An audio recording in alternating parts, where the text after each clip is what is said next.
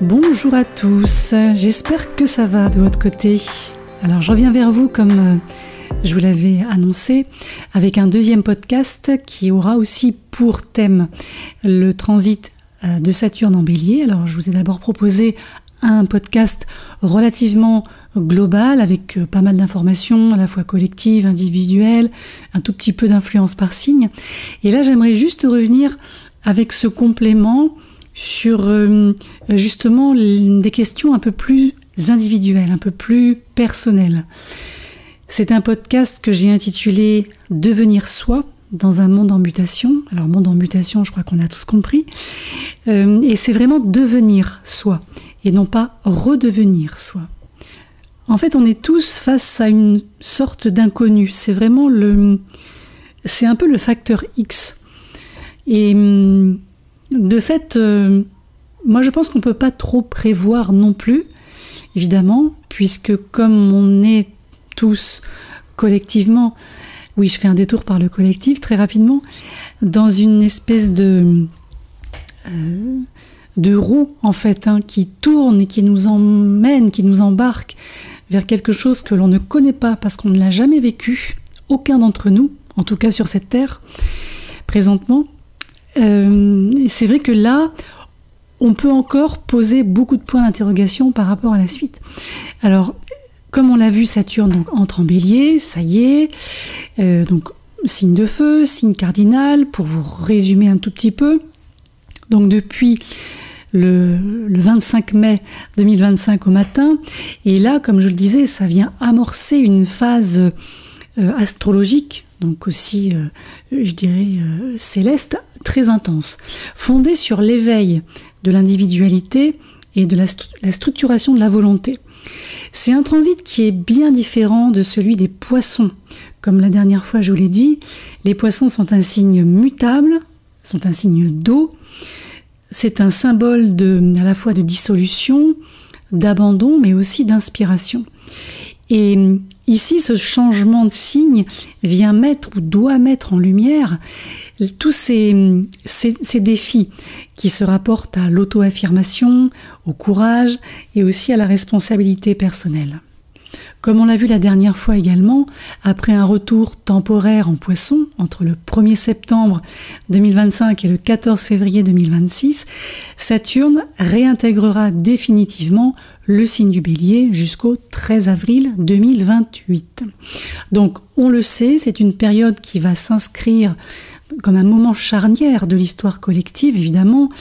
On l'a vu, on le sait, on s'en doute, marqué par des tensions géopolitiques croissantes, une redéfinition des structures sociales, mais aussi des appels de pied vers des formes d'autonomie. C'est ça qui est important et qui est intéressant par rapport à cette espèce de chaos pour le moment là. Parce qu'avec Saturne en Bélier, sur le plan individuel, mais qui dit individuel dit bien évidemment collectif, l'enjeu il est clair. C'est-à-dire que là, il va falloir initier avec conscience. C'est-à-dire que là où le Bélier tend naturellement à foncer sans réfléchir, parce qu'il y a un côté impulsif, qui a besoin d'agir, Saturne, lui, va imposer une maturité, une nécessité de comprendre pourquoi on agit, pour qui on agit, et surtout avec quelles conséquences. Donc là, ça va être un moment idéal pour justement aligner ou réaligner d'une part la volonté, l'envie, le désir, et d'autre part la direction à prendre. Donc chaque impulsion, je vais le dire comme ça, devra passer par le crible du discernement saturnien. Alors ici aussi, la dernière fois je l'ai évoqué, donc je vous le redis rapidement, qui on trouve aussi en Bélier? On trouve Chiron. Donc là, avec Saturne en Bélier, Chiron en Bélier, on va aussi avoir donc Neptune en Bélier. La grosse question, c'est un peu le qui suis-je? Quelle est la racine de mon action? Est-ce que mon action est créative? Est-ce qu'elle est réactive? Et même si on reprend la page collective historique, on rouvre le livre, c'est vrai que les passages de Saturne en signe de feu, donc feu, c'est Bélier, pour rappel, Lion et Sagittaire, ont toujours coïncidé avec des phases d'activation intense du désir d'indépendance.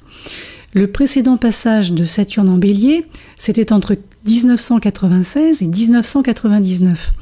Donc ici, c'est vrai que c'est une période qui a vu l'émergence de figures affirmées sur la scène mondiale. On a vu aussi le développement de l'Internet grand public. Donc tout ça, ça symbolisait aussi une nouvelle ère d'affirmation individuelle quand même, hein, même si tout le monde l'utilise. Donc c'est un transit qui favorise l'émergence d'une autorité intérieure qui n'a pas forcément besoin d'approbation extérieure. Là, je parle pour vous en tant que personne. C'est un transit qui invite à poser les fondations d'un moi solide, non pas par opposition à l'autre, à autrui, mais par une affirmation ancrée dans la connaissance de ses propres limites à soi et de ses propres talents. Donc psychologiquement, ça doit, je dirais, engendrer un travail sur la confiance en soi, sur la capacité aussi à choisir sans devoir se suradapter constamment et sans avoir non plus à agir sans devoir se justifier constamment, en fait. Donc, on le voit, le Bélier, c'est un signe qui veut conquérir, mais Saturne nous enseigne que sans introspection, la conquête devient vaine, totalement vaine. Donc c'est un transit qui pourra, je pense, nous exposer à des résistances, internes comme externes, qui nous obligera à ralentir et à revoir nos stratégies.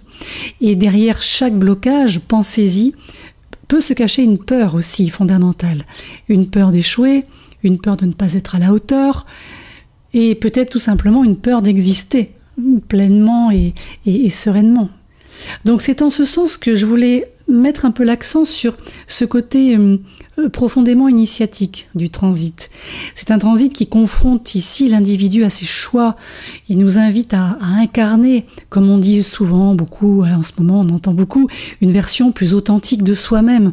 Donc l'énergie de feu, c'est une énergie qui devient forgeron. C'est elle travaille et en même temps elle est travaillée. Elle est domptée, elle est canalisée vers la réalisation de buts, mais qui doivent être mûrement réfléchis et non pas uniquement impulsifs. Et chaque défi, si vous voulez, va devenir un miroir des fragilités à fortifier, à renforcer. Un processus, je dirais même, de rééducation intérieure où en fait l'action ne doit plus être dictée par votre passé, mais choisie en conscience, c'est-à-dire dans l'ici et le maintenant. Alors on voit bien le côté duel, hein, il y a une forme de dualité entre ce Bélier dirigé par Mars et puis Saturne qui fait écho, comme je vous l'avais dit, au Capricorne. Alors dans ces expressions déséquilibrées, c'est-à-dire si on regarde les extrêmes, c'est un transit qui peut générer deux types de distorsions, je dirais. On a d'un côté, si le Bélier prend le pas, quelque chose qui pourrait ressembler à une impulsivité très brutale, qui cherche à prouver sa valeur en écrasant l'autre ou en prenant des risques aussi inconsidérés. De l'autre côté, si c'est Saturne qui prend le dessus, ou qui prenait le dessus, là on pourrait voir une forme d'inhibition paralysante, où la peur du conflit ou du rejet briderait toutes les formes d'expression. Donc l'enseignement saturnien ici, ça va être de trouver la voie, VOIE, du juste engagement. Savoir quand agir, mais savoir aussi quand attendre. Je dirais que l'acte juste ne viendra pas d'un besoin de se défendre. Parce qu'on peut se dire, bon oui, mais le Bélier, voilà. Mais ici, on nous parle plutôt d'une posture de présence. Donc ça va impliquer pour chacun d'entre nous de poser aussi des limites claires, de faire preuve également d'humilité. Sur le plan psychologique, il va s'agir aussi pour chacun d'identifier les vieux schémas, vous savez, les vieux schémas de réaction automatique, hein, voilà, et de les remplacer, si possible, par d'autres schémas, en tout cas plus matures et plus conscients.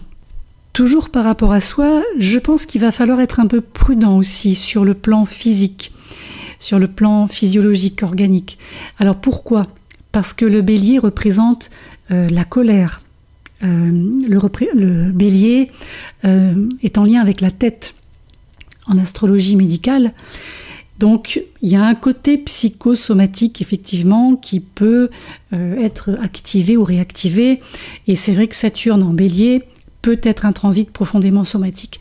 Ce que je veux dire par là, c'est que si les émotions sont réprimées, si les désirs sont réprimés, si l'envie d'agir est réprimée, le corps va parler. Migraine, inflammation, tension musculaire, etc. Je vous le disais, le Bélier est relié à la tête. Et c'est par là que l'énergie va chercher à s'exprimer. Et en même temps, on a Saturne. Donc Saturne qui va nous rappeler que l'énergie de vie, si et quand elle n'est pas dirigée consciemment, peut devenir épuisante ou destructrice. Donc moi je pense qu'un bon usage de ce transit va passer par une conscience corporelle. Le mouvement, la respiration, l'ancrage. Donc l'alignement de la tête, du cœur et des mains, ça va devenir un axe fondamental. La tête, c'est la façon dont on envisage les choses, le cœur, c'est l'intention, et les mains, ici, ce sera l'action. Donc, la gestion de la colère, notamment, va devenir un enjeu clé. Non pas pour la supprimer forcément, mais plutôt pour en faire un moteur d'action constructif. En fait, avec ce transit, on va vraiment être dans une idée d'apprendre à la maîtrise. C'est comme une invitation à travailler notre capacité à initier, à prendre des décisions, à tracer notre voie, malgré les vents contraires, bien sûr. Donc la volonté ici, ce n'est pas de l'entêtement, mais ça sera plutôt une force dirigée. C'est un peu une sorte de volonté noble, si vous voulez. Saturne ici, il agit comme un maître d'armes, vous voyez, qui va enseigner la rigueur, la discipline et le respect de soi. Ça va être aussi l'occasion, je pense, de faire un peu le ménage dans ce qu'on veut et ce qu'on ne veut plus. Ça peut être le fait de distinguer ce qui vient d'un besoin de reconnaissance extérieure, de ce qui est profondément aligné avec notre vocation intérieure. Et l'épreuve, en fait, c'est le creuset, je dirais, dans lequel se forgera la véritable puissance d'agir. C'est un vrai processus de maturation psychique, quand même. C'est apprendre à dire non sans culpabilité, apprendre à soutenir aussi vos choix sans vous comparer, et aussi apprendre à tenir bon face aux doutes, sans céder à des tactiques de fuite, par exemple. Je vais quand même vous faire un tout petit détour par l'histoire, parce que c'est un petit peu la base de mes recherches quand même à chaque fois. Alors, cette individuation dans le contexte collectif, qu'est-ce que ça peut donner? Alors, évidemment, tout transit ne se vit pas que de manière individuelle. On le sait, tout transit s'inscrit dans un cycle de refonte structurelle globale, tout le temps. Là, on se souvient des conjonctions. Vous vous souvenez, Jupiter-Saturne de 2020 qui ont ouvert une ère aérienne de décentralisation de réseaux avec le Verseau.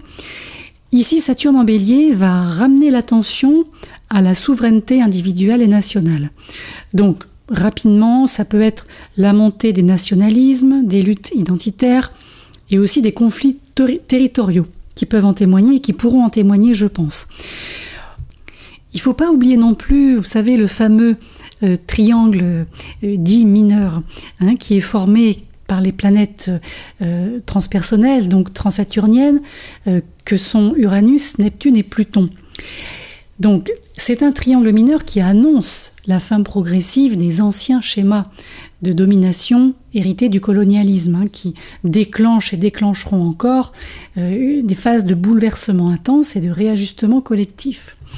Alors, ce qu'il faut savoir aussi, et vous verrez comme quoi et à quel point l'histoire se répète, c'est que sur le plan historique événementiel, lorsque Saturne est passé en Bélier, ça a coïncidé très souvent avec des périodes de redéfinition frontalière ou d'affirmation militaire. Alors par exemple, le précédent transit, c'était entre 1996 et 1999, donc, s'est déroulé pendant la restructuration géopolitique post-guerre froide, comme on le sait, tandis que celui qui précédait celui-ci, donc entre 1967 et 69, a accompagné des mouvements révolutionnaires et contestataires assez importants. Et quand on remonte encore dans le temps, on arrive en 39 jusqu'en 42, Donc le transit de 1939 jusqu'à 1942, il parle de lui-même. Donc c'est ici un climat mondial en transformation qui accentue à chaque fois la nécessité d'une lucidité intérieure. Sur le plan personnel, c'est vrai que dans ce type d'environnement instable, les personnes qui sont ancrées ou qui seront ancrées dans une conscience claire de leur identité et de leurs aspirations parviendront peut-être un peu mieux à s'exprimer sans se diluer dans le chaos ambiant. Donc ce que je veux dire par là, c'est que le fait d'affirmer votre cohérence personnelle va devenir un geste à la fois engagé mais aussi profondément régénérateur pour vous. On le sait aussi, le début du transit, et il est coloré par une conjonction à Neptune. Alors c'est une conjonction qui va se révéler exacte en Saturne-Neptune en février 2026. C'est un aspect qui est rare, c'est un aspect qui est assez puissant, qui apporte une phase de confusion potentielle, évidemment. Les structures représentées par Saturne se dissolvent avec Neptune et les repères s'évanouissent. Mais je pense quand même que de ce brouillard peut naître une vision régénérée. Mais pour ça, il faut accepter de lâcher les anciens modèles. Donc là, peut-être que je parle dans le vide, évidemment. Mais bon, à voir dans le temps, moi je pense. Alors dans tout ça, comment on se positionne? Alors c'est vrai que ce cycle Saturne-Neptune, qui dure environ 36 ans, marque sur le plan historique des moments de recomposition idéologique et ou spirituelle. Le dernier, c'était en 1989, en Capricorne. Et lors de cette conjonction, en fait, on a vu l'effondrement du bloc soviétique. La conjonction précédente, elle était en balance, en 1952-53, correspond à la mort de Staline et au début de la déstalinisation. Là, la prochaine conjonction en Bélier pourrait, dans le meilleur des cas, signifier une renaissance, mais radicale, des imaginaires de liberté, de souveraineté, dans un sens ou dans un autre, ou de spiritualité incarnée. C'est pas impossible. Donc on a une vraie dualité entre structure et foi, entre discipline et inspiration, et cette dualité va devoir être intégrée. Et c'est une période qui va nous demander de faire confiance à nos intuitions profondes, mais tout en gardant les pieds sur terre. Ça, c'est très important, parce que elle peut favoriser donc cette créativité incarnée, j'insiste bien, des formes de service désintéressées, mais aussi la co-création de quelque part de nouveaux récits de vie. C'est pour ça que Saturne en Bélier vous invite à devenir l'artisan de votre vie à vous, mais l'artisan conscient. Donc ça doit passer, ça va passer par des choix délibérés, des actes alignés, et pas à côté de la plaque, pour être clair, et je dirais un sens des responsabilités signifiant, en fait. Et chaque action va devoir en fait être un peu comme un acte sacré, parce qu'il va falloir que vous sachiez pourquoi vous le faites, pourquoi vous accomplissez telle ou telle chose. Donc c'est un transit qui est un peu une école de courage, de patience et d'autonomie. C'est pas un transit qui est simple, certes, loin de là. Et comme tout à l'heure je vous le disais, ça nous rappelle à quel point on peut être à la fois la matière brute et le sculpteur. Voilà, donc il faut trouver la bonne façon justement de façonner cette matière brute. Et dans toute cette tension, on peut en faire ressortir une forme d'authenticité. C'est vrai que le feu du bélier qui est contenu par je dirais, le sérieux saturnien, peut devenir une forme de lumière intérieure. Vous voyez, ça peut être une forme à la fois de flamme, mais stable, qui peut justement alimenter vos élans, vos combats, et en les choisissant bien sûr, et vos créations futures. Voilà, donc c'était le petit plus sur ce thème. J'espère que ça pourra vous apporter un peu plus d'eau à votre moulin, qui sait. Et écoutez, moi je vous retrouve, je pense, début juin pour justement le transit de Jupiter en Cancer. J'allais dire Bélier, vous voyez. Il y a tellement de Bélier en ce moment. Donc Jupiter en Cancer, donc, qui est un autre et un énième changement de signe pour une une énergie importante malgré tout. Voilà, je vous dis à bientôt.